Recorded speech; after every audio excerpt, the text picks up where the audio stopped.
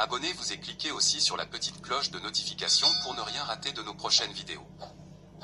N'oubliez pas de partager aussi la vidéo et de la liker.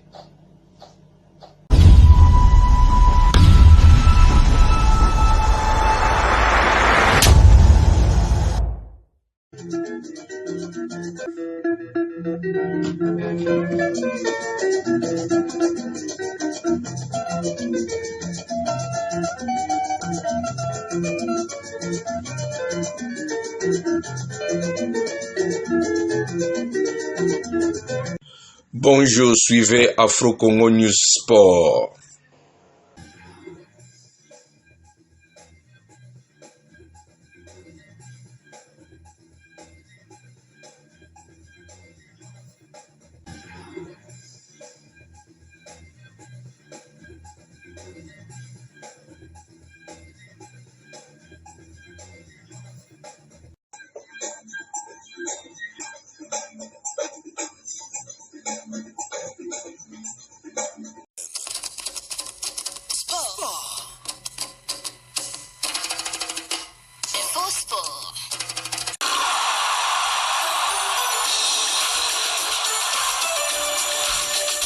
Dans ce studio de Top Congo FM pour démarrer ce magazine dominical du Top Sport. Rassemblement des léopards de la République démocratique du Congo. Les premiers sont arrivés à Alicante, plus précisément à Agorfa, où débute ce rassemblement en vue de la Coupe d'Afrique des Nations Maroc 2025. Nos fauves congolais entament ainsi leur préparation, a annoncé la Fédération congolaise de football association via ses réseaux officiels. La RDC qui va rencontrer en amical, ce sera le mardi 16 décembre 2025 au stade Pinatar Arena de Murcia, toujours en Espagne, à 16h de Kinshasa, alors que la Coupe d'Afrique des Nations va démarrer 5 jours plus tard et les léopards vont entrer en danse une semaine après le match amical, puisque la RDC va jouer son premier match. Ce sera face aux guépards du Bénin. J'allais parler de l'ancien nom, de l'ancienne appellation, les écureuils. Ils ne sont plus écureuils, ils sont désormais guépards du Bénin.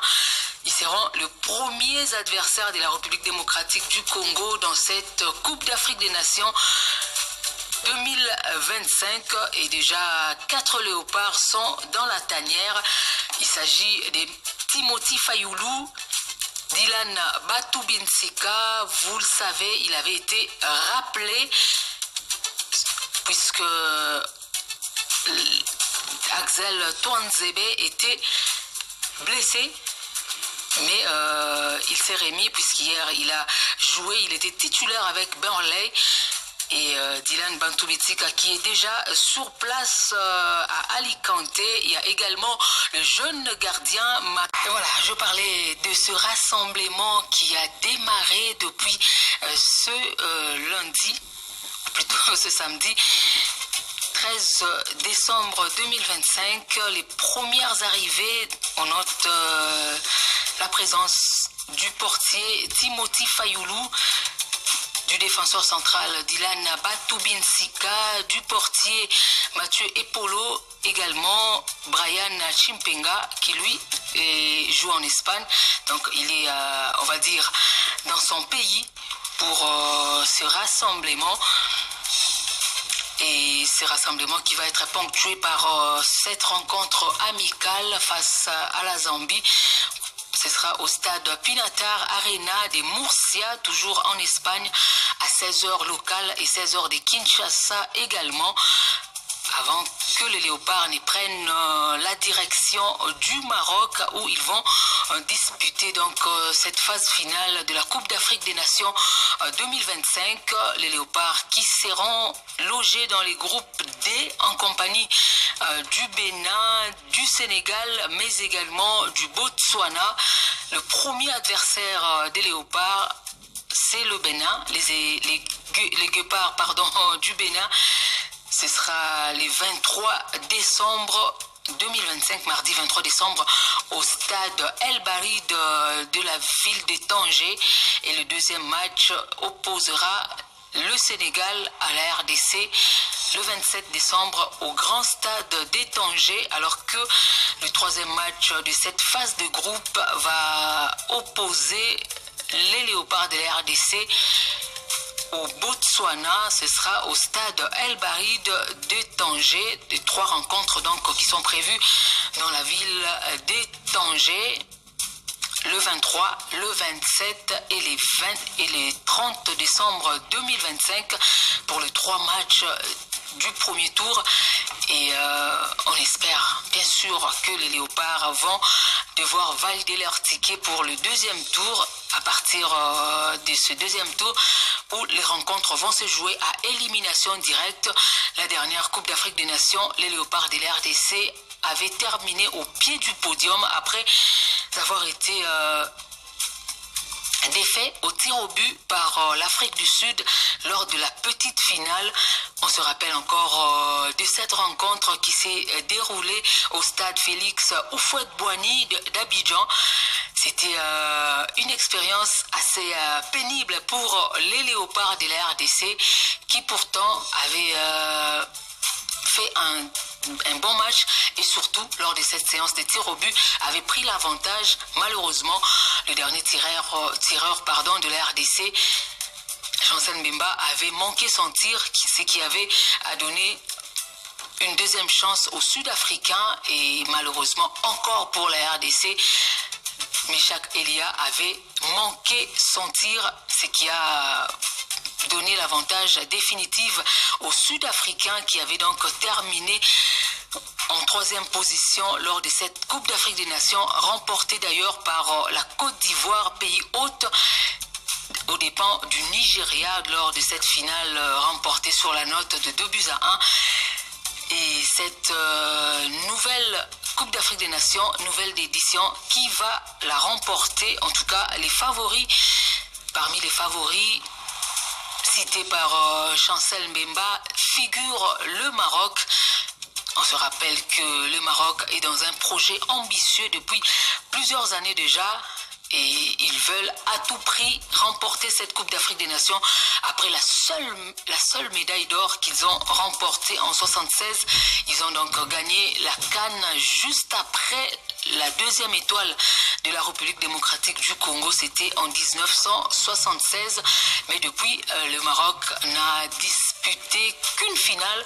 C'était en 2004 face à la formation tunisienne. Voilà donc pour cette rencontre perdue sur la note de 2-1 par les Marocains.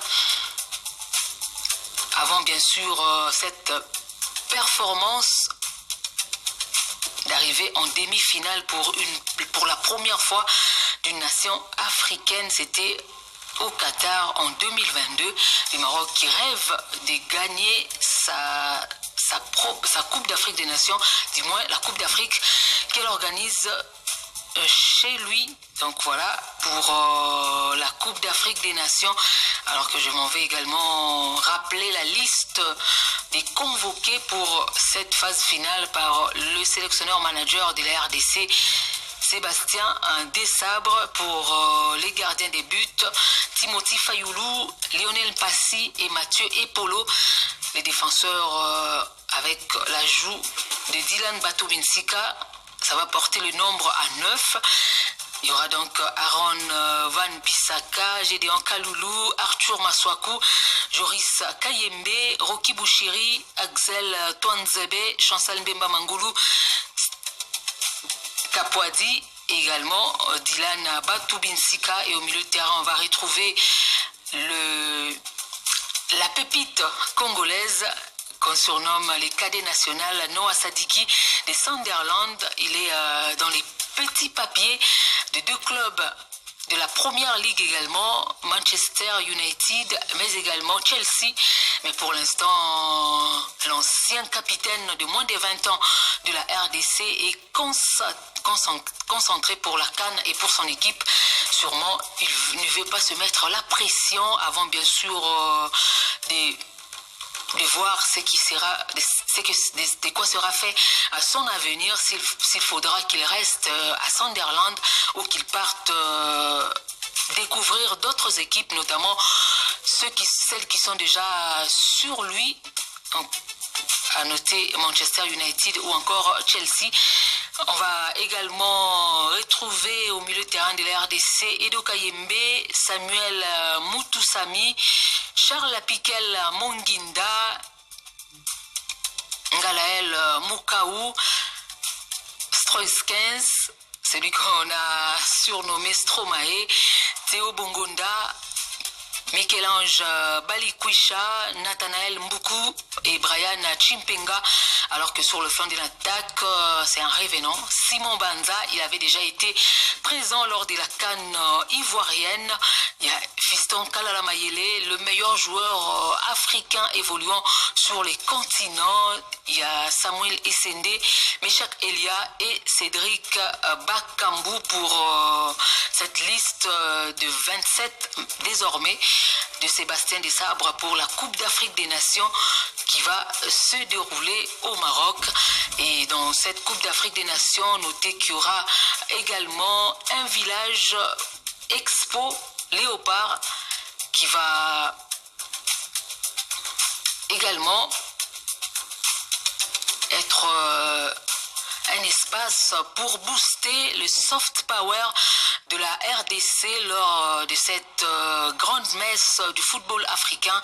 Ça sera le village Léopard Business Village Expo Cannes Maroc 2025, dont le lancement officiel aura lieu le 19 décembre à Rabat, ce jusqu'à la fin de la Cannes, soit le 18 janvier 2026. Au-delà d'être une fan zone pour les matchs des Léopards de la RDC, ce village éphémère est pensé comme un hub panafricain d'affaires, de culture et de coopération économique.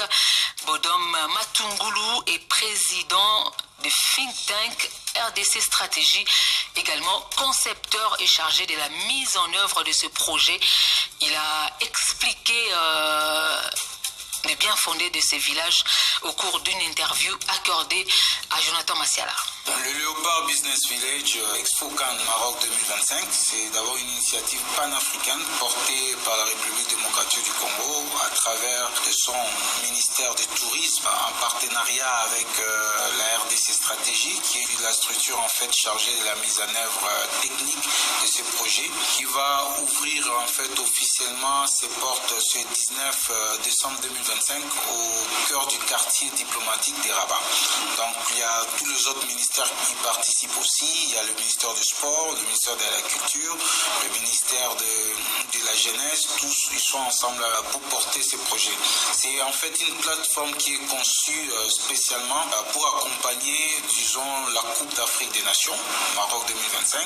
Il se présente ici comme une ambassade éphémère de la République démocratique du Congo, où nous voulons vendre l'image de la République démocratique du Congo. Donc cela sera aménagé sur une superficie de près de 3500 mètres carrés, dédié à la diplomatie économique, au tourisme, au sport, à la culture, à l'innovation et au partenariat stratégique entre la RDC, le Royaume du Maroc et d'autres pays africains qui seront présents. Donc à travers cette initiative, la RDC ici ambitionne de renforcer en fait son soft power et de promouvoir surtout son potentiel touristique, culturel, économique. Donc, nous allons couvrir toute la période de la Cannes et déjà c'est 19 décembre 2025 à 14h, ça sera en fait l'ouverture officielle.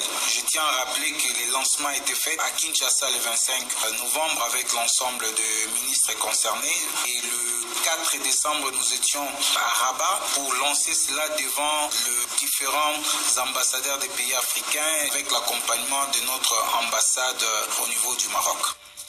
Bodom Matungulu, il est concepteur du village Léopard Business Expo Cannes Maroc 2025. Il était au micro Top Congo de Jonathan Massiala. On va rester dans ce dossier Léopard de la République démocratique du Congo. Nous avons parlé de la Coupe d'Afrique des Nations avec les adversaires de la RDC, les rencontres qui qui vont disputer les Léopards pour cette phase des groupes.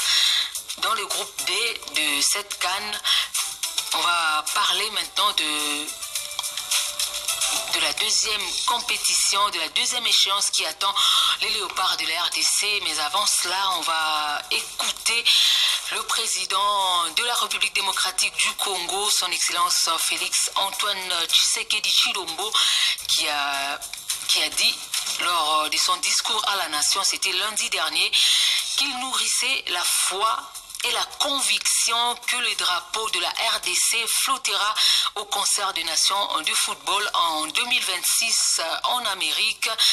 Le chef de l'État qui reste optimiste avant, bien sûr, ce match de barrage prévu le 31 mars 2026. Ce sera au Mexique où les Léopards de la RDC vont rencontrer le vainqueur de la rencontre entre la Jamaïque et la Nouvelle-Calédonie. Je vous propose donc d'écouter cet extrait choisi par Genovic Mboambaya du discours à la nation du chef de l'État de la République démocratique du Congo. Le sport est pleinement reconnu comme un vecteur de cohésion nationale et de rayonnement international. En 2025, la gouvernance du secteur s'est renforcée avec la tenue d'un atelier national réunissant les ministres provinciaux des sports et la création d'une commission de suivi des résolutions des États généraux du sport. Tandis que notre pays a accueilli pour la première fois l'Assemblée générale de la Confédération africaine de football, un honneur particulier pour la nation. Sur le terrain des infrastructures, la construction en cours de la cité sportive olympique de Kisangani et le lancement des stades de proximité à Kinshasa avec l'appui de l'Agence française de développement dessinent le maillage sportif de demain. Nos athlètes, quant à eux, ont porté très haut le drapeau national en remportant des médailles d'or aux championnats d'Afrique et aux compétitions mondiales, du Scrabble aux luttes associées, en passant par les premiers Jeux scolaires africains et en qualifiant le Léopard à la phase finale de la Coupe d'Afrique des Nations Maroc 2025. L'année s'achève d'ailleurs sur une note festive après la double performance de nos Léopards aux éliminatoires intercontinentaux qui ont eu lieu récemment au Maroc. Aujourd'hui, la République démocratique du Congo n'est plus qu'à 90 minutes d'une qualification historique à la Coupe du Monde. 52 ans après notre seule et dernière participation. Je nourris la foi et la conviction que notre drapeau flottera au concert des nations de football en 2026 aux Amériques. À travers chaque victoire, chaque podium, chaque hymne entonné à l'étranger, c'est la fierté d'être Congolais qui se renforce, au-delà de toute frontière politique ou communautaire. Son Excellence Félix Antoine Tshisekedi Tshilombo, président de la République démocratique du Congo, qui s'adressait donc à la nation, c'était le lundi dernier, et il en a également profité pour jeter des fleurs aux différentes disciplines de la RDC, avec un accent particulier pour les Léopards Senior A qui vont participer à la Coupe d'Afrique des Nations à partir du 21 décembre courant et à ce barrage intercontinental en mars 2026 pour une qualification historique 52 ans après à la Coupe du Monde de la FIFA. Les Léopards à 90 minutes donc de cette qualification historique, comme je l'ai dit tout à l'heure, 52 ans après. La dernière participation, c'était en 1974, la RDC qui avait rencontré le Brésil, tenant du titre de la précédente édition, les Brésil qui avait donc remporté le mondial 70 face à l'Italie. C'était au stade Azteca au Mexique avec une large victoire, 4-1. On se rappelle bien sûr de ce but. Bien sûr, on les a vus sur des vidéos, les buts d'Alberto Carlos qui avait assommé l'Italie, le latéral gauche de l'époque de la Seleção, qui avait donc scellé la victoire pour une troisième couronne mondiale de celui qu'on a surnommé le roi Pelé, Edson Arantes do Nascimento, pour sa 3e couronne après celle remportée en 58, en 62 et cette 3e couronne en 70. C'est d'ailleurs le recordman des titres mondiaux, puisqu'après lui, à part lui, il n'y a aucun joueur qui a remporté à 3 reprises une Coupe du Monde. C'est vrai, il y a des joueurs qui ont joué des finales, 3 finales aussi, mais celui qui en a remporté 3, c'est seulement le roi Pelé, pour le bonheur de tous ceux qui aimaient ce joueur qui était en avance par rapport à son temps. On les disait, on l'a entendu de nos grands-parents, de nos parents, qu'il émerveillait les foules à chaque toucher de balle, à chaque but. Il était intraitable avec le Brésil. Il n'avait que 17 ans et quelques jours quand il a remporté la première coupe avec le Brésil. C'était d'ailleurs la première couronne mondiale de la Seleção en 58 face à la Suède, 5-2.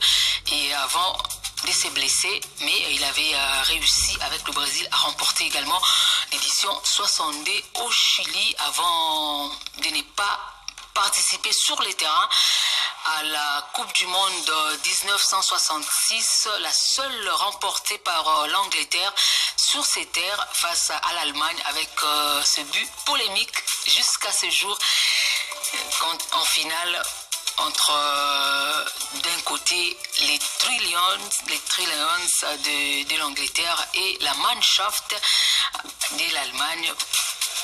Match soldé sur la note des 4-2 sur ma mémoire, ne me trompe pas, avec un triplé de Geoffrey Hurst. Il a été le tout premier joueur à inscrire un triplé en finale d'un mondial. Il a été rejoint quelques années plus tard, en 2022, par un certain Kylian Mbappé, auteur de 3 buts en finale face à l'Argentine. Voilà donc pour la petite histoire. Et comme je disais, la RDC qui avait donc participé au Mondial 74 contre le Brésil, c'était une défaite 3-0. Mais avant ce match-là, la RDC avait d'abord joué face à l'Écosse, 2-0, victoire de l'Écosse, avant le 3e match qui avait été un véritable carnage pour les Léopards de la RDC, 9-0 face à la Yougoslavie. Était-ce une trahison? On ne saura jamais, puisqu'à l'époque, la RDC était entraînée par un certain Vidinik qui était de nationalité yougoslave. Aujourd'hui, la Yougoslavie n'existe plus pour les tout petits. Ce sont des pays, c'est le pays qui aujourd'hui a été balkanisé et a donné naissance à la Serbie, au Monténégro, au Kosovo, à la Croatie également. Donc voilà pour l'histoire, la petite histoire de cette participation de la République démocratique du Congo à la Coupe du Monde de la FIFA en 1974. La RDC qui avait été la première nation subsaharienne à participer à cette joute mondiale. Avant la RDC, l'Égypte avait participé à la Coupe du Monde 1934 et en 1970, le Maroc avait également pris part au mondial mexicain. Mais la toute première victoire d'une nation africaine est arrivée 4 ans plus tard avec la Tunisie qui avait réussi donc à remporter la première victoire d'une nation africaine lors d'un mondial. En 82, il y a l'Algérie qui a emboîté les pas avec cette victoire historique sur l'Allemagne, futur vainqueur du tournoi, avec ses buts. Qu'on se rappelle, il y a cette Algérie qui avait créé la sensation. Malheureusement pour l'Algérie, il y a eu ce qu'on peut appeler ce match de complaisance pour justement éliminer les Africains qui avaient pourtant battu l'Allemagne et qui pouvaient prétendre jouer le 2e tour. Et comme tout arrive chez les Africains, après lentement mais sûrement, c'est le Maroc qui devient le premier pays africain à franchir le premier tour. C'était en 1986, encore une fois au Mexique, pour les Lions de l'Atlas. Et en 90, c'est le Cameroun avec le premier quart de finale d'une nation africaine, le Cameroun qui avait réussi à battre l'Argentine, tenante du titre, puisque l'Argentine avait remporté en 86 le mondial devant l'Allemagne, et l'Argentine qui avait également échoué cette année-là en 90. Italia 90, si je n'ai pas oublié, si je n'ai pas bien retenu. Voilà, l'Argentine qui avait été défaite par l'Allemagne 1-0 sur un but d'Andreas Brehme qui nous a quittés depuis quelques années déjà. Il avait permis à l'Allemagne de prendre sa revanche sur l'Argentine qu'il avait battue 4 ans plus tôt en terre mexicaine au stade Azteca, ce stade Azteca qui avait également accueilli la finale 70 entre le Brésil et l'Italie, qui a donc encore une fois de plus vu une nation sud-américaine triompher sur une nation européenne avec cette victoire argentine sur l'Allemagne.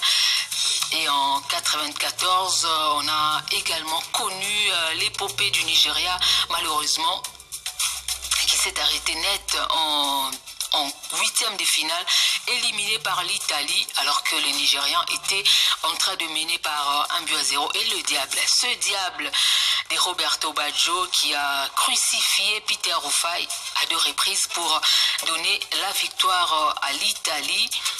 Et l'Italie qui avait terminé deuxième derrière le Brésil au tir au but. On se rappelle de ces tirs au but qui s'est envolé dans les airs de Los Angeles à Pasadena. Des tirs au but de celui qui était le meilleur joueur du monde à l'époque. Il s'agit bien sûr de Roberto Baggio. Alors qu'à l'époque, le Ballon d'Or France Football ne concernait que le joueur européen. Donc c'est lui qui avait remporté en 93, mais malheureusement, il n'avait pas réussi à offrir cette Coupe du Monde à l'Italie après la dernière finale ou la dernière victoire en 82 avec un certain Paolo Rossi. Voilà. Et pour la deuxième fois en 2 finales, l'Italie avait perdu devant le Brésil. En 2000, ou plutôt en 98, c'est la France avec la première fois où la Coupe du Monde s'est jouée avec 32 nations. La France avait remporté face au Brésil 3-0. Le Brésil voilà, on a raconté beaucoup de choses concernant cette finale, mais en tant que sportif, on peut se dire que le Brésil n'était pas prêt pour remporter cette édition 98. Avant cette rencontre face à la France, le Brésil avait déjà encaissé 6 buts, si je ne m'abuse. C'était donc c'était beaucoup pour une nation qui prétendait remporter le mondial, et le Brésil avait déjà perdu. C'était face à la Norvège en phase de groupe. Était-ce un match arrangé aussi? On ne le saura jamais, puisque dans cette poule, le Maroc pouvait également se qualifier après une défaite face au Brésil, 3-0. Il y a eu ce match nul concédé face à la Norvège et cette large victoire du Maroc face à l'Écosse. Mais malheureusement, ce n'était pas suffisant avec 4 points. La Norvège avait battu le Brésil pour se qualifier en 2e position avec 5 points. Derrière donc les intouchables brésiliens. Malheureusement, encore une fois, le Nigeria n'avait pas réussi à battre le Danemark pour se qualifier, alors que le Nigeria avait battu l'Espagne. On rappelle, le Nigeria avait battu l'Espagne en phase de groupe. Voilà donc pour ces quelques C'est quelques coups d'éclat de sélections africaines lors de la Coupe du Monde, des différentes éditions de la Coupe du Monde. Et en 2002, c'est la révélation du Sénégal, les Lions de la Teranga, qui vont s'aimer la terreur dans cette édition disputée en Corée et au Japon. Les Lions de la Teranga qui vont dominer la France lors de la première rencontre 1-0 grâce au feu Pape Bouba Diop. Les Sénégalais qui avaient réussi également à faire match nul face à l'Uruguay, également au Danemark, avant de battre en huitième de finale la Suède avec un but en or inscrit par Henri Camara.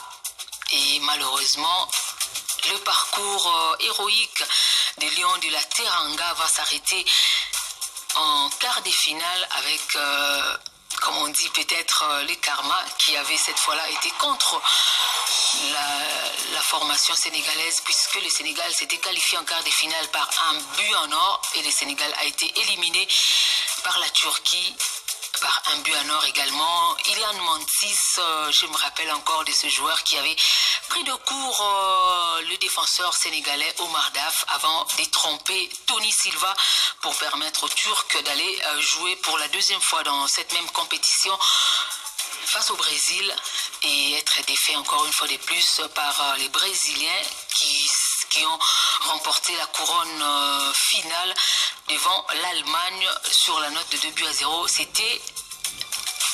Tenez bien, c'était la toute première fois que l'Allemagne et le Brésil s'est rencontrés en phase finale de la Coupe du Monde. Il fallait attendre autant d'éditions depuis 1930 jusqu'à 2002 pour voir une confrontation entre l'Allemagne et le Brésil. Et le Brésil avait eu raison de l'Allemagne avec un doublé de Ronaldo qui avait mis fin à une série de buteurs qui terminaient tous avec 6 réalisations depuis 1974. Tenez bien, Gregor Lato avait terminé avec 6 réalisations en 1974. En 1978, c'était celui qui avait dominé pratiquement tout, Mario Kempes. Il a remporté le titre avec l'Argentine devant les Pays-Bas. Il a remporté les MVP. Il a remporté également les titres des meilleurs buteurs de cette Coupe du Monde avec 6 réalisations. En 82, c'était Paolo Rossi avec 6 réalisations également avec l'Italie. En 86, Gary Lineker, l'anglais, éliminé en quart de finale, mais il a terminé meilleur buteur de cette édition avec 6 réalisations, l'ancien joueur du FC Barcelone. Voilà, ça peut faire plaisir aux Barcelonais. Voilà. Et en 90, c'est Salvatore Toto Schillaci qui a terminé également avec 6 réalisations. L'Italie n'avait pas réussi à jouer une finale. Ils ont terminé en 3e position dans l'ère mondiale. Mais Salvatore Toto Schillaci a remporté donc cette édition, plutôt ces titres de meilleur buteur. Et en 94, c'est Risto Stoichkov avec 6 réalisations. Si la mémoire ne me trahit pas, voilà. Et en 98, c'est Davor Šuker. Lui a évolué avec le Real Madrid. Il a également terminé en 3e position avec la Croatie. Il a donc remporté ce titre de meilleur buteur. Et en 2002, Ronaldo Darima qui vient donc marquer 8 réalisations pour conjurer peut-être les sorts de ce meilleur buteur qui terminait tous ou presque à 6 depuis 1974. Voilà donc pour la petite histoire. Et en 2006, c'est l'Italie encore une fois qui a validé sa 4e couronne que l'Italie avait remporté les éditions 34, 38 et 82. Et en 2006, c'était cette 4e couronne avec cette victoire devant la France au tir au but. Et ce match des Zinedine Zidane, son tout dernier match, voilà. Puisqu'il n'avait plus joué pour aucune autre équipe, il avait déjà pris sa retraite avec le Real Madrid et avec l'équipe de France, c'était ce dernier match, un peu comme Toni Kroos, il aurait voulu sortir avec ce mondial, son deuxième mondial, mais il n'a pas réussi à gagner. Et je ne vais pas me souvenir de ce coup de boule parce que l'immense carrière de Zinedine Zidane ne méritait pas de se terminer sur cette note négative. Ce carton rouge pourtant mérité par le capitaine français qui donc a terminé avec son équipe en 2e position. Et en 2010, c'était la toute première édition en Afrique du Sud, un mondial pendant l'hiver, et l'Espagne, pour la toute première fois de l'histoire, avait réussi à remporter un mondial après avoir remporté l'Euro 2008. L'Espagne qui avait récidivé avec l'Euro 2012 également, mais de toute l'histoire, avant que l'Espagne ne remporte cette Coupe du Monde 2010, tenez bien, la meilleure performance de la Rora lors d'une édition de la Coupe du Monde, c'était une 4e place en 1950. Voilà, c'était juste ça. Et l'Espagne qui avait réussi donc en 2010 à remporter cette Coupe du Monde. L'Espagne avait remporté l'Euro en 60, mais là le mondial c'était la 4e place en 50 qui était sa meilleure performance. Donc la Rora qui a remporté avec cette génération dorée emmené par Iker Casillas, le portier du Real Madrid, également de cette sélection espagnole. Il y a Iniesta qui avait marqué l'unique but de la finale face aux Pays-Bas. Et en 2014, c'était le retour de l'Allemagne, de la Mannschaft, avec cette victoire 1-0 grâce à Mario Götze face à l'Argentine de Lionel Messi. Lionel Messi qui a dû patienter 8 ans après pour rejouer une finale et remporter finalement ce Graal pour une carrière aussi éloquente pour les capitaines de l'Albi-Céleste Argentine. Et en 2018, c'est la France avec la révélation Kylian Mbappé qui avait donc remporté cette édition-là. Voilà, j'ai assez parlé de ces éditions passées du mondial de la FIFA. On va maintenant parler de ces groupes après les tirages au sort qui a eu lieu le 5 décembre dernier. Dans les groupes A, on retrouve le Mexique, l'Afrique du Sud, la Corée du Sud et le barragiste 1 qui est composé des barragistes de la zone Europe, Danemark, République tchèque, Irlande et Macédoine du Nord. Celui qui va remporter donc ce barrage va être dans les groupes A. Dans les groupes B, il y a le Canada, le Qatar, la Suisse et les barragistes 2. La Bosnie-Herzégovine, le Pays de Galles, l'Irlande du Nord et l'Italie. Donc, un de ces pays va compléter ce groupe B. Dans les groupes C, on retrouve le Brésil, le Maroc, Haïti et l'Écosse. Dans les groupes D, les États-Unis, le Paraguay, l'Australie et barragiste 3, où on aura le vainqueur de duel entre la Turquie, la Slovaquie, le Kosovo et la Roumanie pour compléter donc ces groupes D.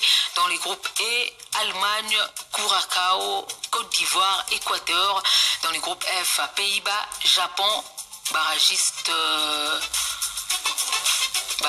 4, composé de l'Ukraine, la Pologne, l'Albanie et la Suède. Le vainqueur donc va compléter le groupe F et la Tunisie qui également dans ce groupe F. Dans le groupe G, on retrouve la Belgique, l'Égypte, l'Iran et la Nouvelle-Zélande. Dans le groupe H, l'Espagne, le Cap-Vert, l'Arabie Saoudite et l'Uruguay. Dans le groupe I, la France, le Sénégal, les barragistes 6. Les vainqueurs de l'Irak, Bolivie et Suriname, qui va donc se retrouver dans ce groupe I, en compagnie également de la Norvège. Dans le groupe J, on retrouve les tenants du titre, l'Argentine, l'Algérie, l'Autriche et la Jordanie. Dans le groupe K, Portugal, Ghana, Ouzbékistan,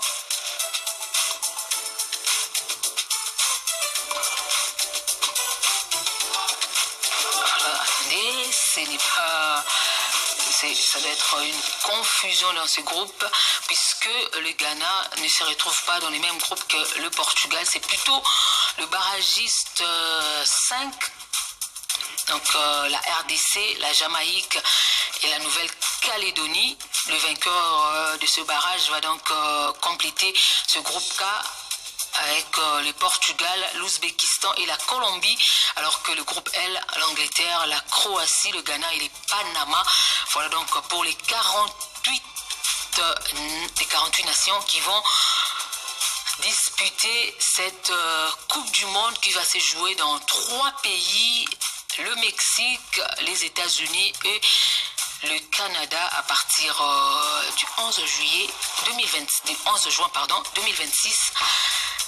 Et la RDC qui est à 90 minutes de cette qualification historique, la RDC qui va jouer la finale de son groupe de barrage, puisque mieux classé par rapport aux 3 pays qui composent ce groupe de barrage, la RDC va donc être exemptée de la demi-finale qui va opposer la Jamaïque à la Nouvelle-Calédonie, et le vainqueur va rencontrer en finale le 31 mars 2026 les Léopards de la RDC pour une place dans ce mondial 2026 qu'on espère tous que les Léopards de la RDC vont devoir remporter pour se retrouver 52 ans après dans ce mondial 2026. C'est possible. John Condé. On va parler autre chose que le football après l'annonce de la tenue du championnat d'Afrique des Nations des volleyball messieurs à Kinshasa en septembre 2026. Bonne nouvelle encore une fois, la RDC obtient l'organisation des championnats d'Afrique des luttes 2027. Le président de la FECOLUTA, la Fédération congolaise des luttes associées, Eric Kinzambi, explique le choix de 2027 plutôt que 2026. On l'écoute dans cet élément réalisé par Jonathan Massiala. Nous avons le plaisir d'annoncer à toute la communauté sportive, et aussi pourquoi pas à toute la population congolaise, que la Fédération internationale de lutte vient de confier l'organisation du championnat d'Afrique 2027 à notre pays. C'est la suite aux performances réalisées par nos athlètes lors du dernier championnat d'Afrique et aux infrastructures que les inspecteurs ont visitées il y a un mois ici au Congo. Ce championnat, je voulais préciser, sera une grande première parce qu'elle ne s'est jamais organisée en Afrique subsaharienne. Nous avions cherché un peu plus de temps parce que vous savez que les signataires venaient d'occuper nos infrastructures. Il faut faire un coup de balai et on voulait solliciter 2026, mais avec l'état actuel, comme je disais, suite au passage des sinistrés, il fallait vraiment un bon coup de balai pour que l'image de la République soit bien présentée à l'extérieur. Ce n'est pas la fête des lutteurs seulement, mais c'est la fête de tous les Congolais. Nous voulons que nous tous nous mettions la main de la pâte pour que cette organisation soit une réussite et que notre pays, l'image de notre pays soit bien présentée à l'extérieur. Merci. Frédéric Kinzambi, président de la Fédération congolaise de lutte associée, FECOLUTA en sigle, il réagissait après l'annonce de la tenue ou de l'organisation en 2027 du championnat d'Afrique de lutte associée ici à Kinshasa, en République démocratique du Congo. La confirmation a été faite par une correspondance reçue de l'Union internationale de lutte. Voilà, donc c'est le deuxième ou la troisième fois que la RDC va accueillir, ça sera la troisième fois que la RDC va accueillir une compétition continentale après la Coupe d'Afrique des Nations de handball. En 2026, il y aura le championnat d'Afrique des Nations messieurs de volleyball, et en 2027, c'est ce championnat d'Afrique des Nations de lutte associée. Ça va faire 3 événements majeurs, et peut-être, si Dieu le veut, en 2029, la RDC pourrait, pourquoi pas, si la candidature est travaillée, déposée à la Confédération africaine de football, organiser une Coupe d'Afrique des Nations de football. On n'en est pas encore là, mais ce sera une très bonne chose si la RDC s'appliquait pour l'organisation de cette joute continentale de football. On va commenter de ce match entre les Aigles du Congo et New Jack Football Club, 1-0 en faveur des Samouraïs qui totalisent 23 points au classement et reprennent la première place dans ces groupes B. Et notez que d'autres résultats ont été enregistrés sur d'autres stades. Dans le groupe A, Saint-Luc a été battu par le tout-puissant Mazembe sur la note d'1-2.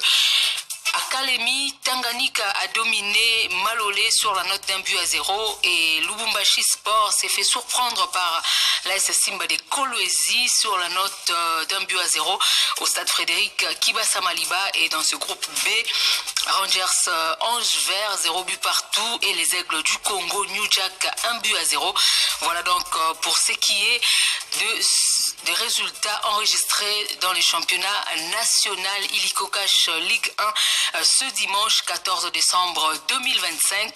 Le championnat va se poursuivre au courant de la semaine avec ce lundi déjà la rencontre entre Étoile du Kivu et MK au stade Joseph Kabila Kabange de Kindu à 15h locale et 14h de Kinshasa. On parlait dans ce Top Sport dominical, d'abord des Léopards de la République démocratique du Congo avec le démarrage du rassemblement à Alicante en Espagne. Le rassemblement qui a démarré officiellement ce samedi avec les premières arrivées enregistrées, 4 au total. Il y avait Timothy Fayoulou, Mathieu Epolo, Dylan Batubinsika et Brian Chimpenga qui ont été rejoints ce dimanche par Charles Piquel Monguida et Samuel Essende pour donc porter à 6 le nombre des Léopards. Je rappelle aussi que selon la circulaire que la FIFA a envoyée, elle a autorisé les clubs à libérer leurs joueurs à partir du 15 décembre 2025. Donc à partir de ce lundi, la plupart des clubs vont devoir libérer totalement leurs joueurs pour qu'ils rejoignent leur sélection nationale respective. Et sûrement le gros du groupe va arriver ce lundi à Alicante pour poursuivre avec cette préparation qui sera ponctuée, comme je l'annonçais en début de cette antenne, par un match amical entre les Léopards et les Chipolo Polo Boys de la Zambie. Amical de préparation, ce sera au stade Pinatar de Murcia, toujours en Espagne, à 16h locale et 16h de Kinshasa, pour avant bien sûr l'entrée en danse des Léopards à partir du 21 décembre pour le début de la Coupe d'Afrique des Nations, mais les Léopards qui vont jouer leur première rencontre, ce sera le mardi 23 décembre 2025 au stade El Barid de Tanger face aux Guépards du Bénin pour donc cette première journée du groupe D. Prenez donc rendez-vous également avec les Léopards de la RDC qui vont jouer leur deuxième match le 27 décembre au grand stade de Tanger face au Sénégal et ils reviendront au stade Al Barid de Tanger pour la troisième rencontre. Ce sera le 30 décembre 2025 face au Botswana. Voilà donc pour ce qui est du programme de la phase des groupes des Léopards de la République démocratique du Congo. Je rappelle que pour les huitièmes de finale, les deux premiers de chaque groupe sont d'office qualifiés et les 4 meilleurs deuxièmes qui vont également, les 4 meilleurs troisièmes qui vont également se qualifier pour le deuxième tour pour porter à 16 le nombre de qualifiés pour le deuxième tour et disputer les huitièmes de finale. On espère bien sûr que la République démocratique du Congo va se retrouver au deuxième tour pour poursuivre son aventure dans cette CAN, surtout qu'à la précédente édition, les Léopards avaient terminé au pied du podium, donc demi-finaliste de la CAN. Voilà, ça en est également terminé pour ces Top Sports dominicales. Je vous retrouve ce lundi à 19h45 pour l'édition vespérale du Top Sport. D'ici là, portez-vous bien et surtout, bonne suite des programmes sur la toujours Radio des Sportifs au top. 88.4 Top Congo FM. Sport. Info sport.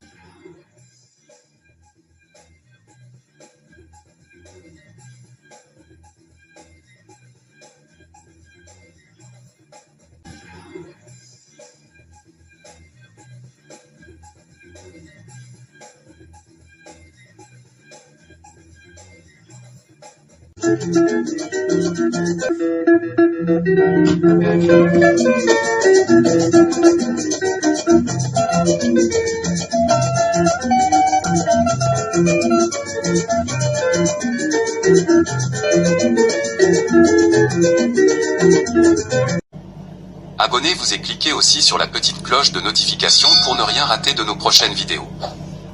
N'oubliez pas de partager aussi la vidéo et de la liker.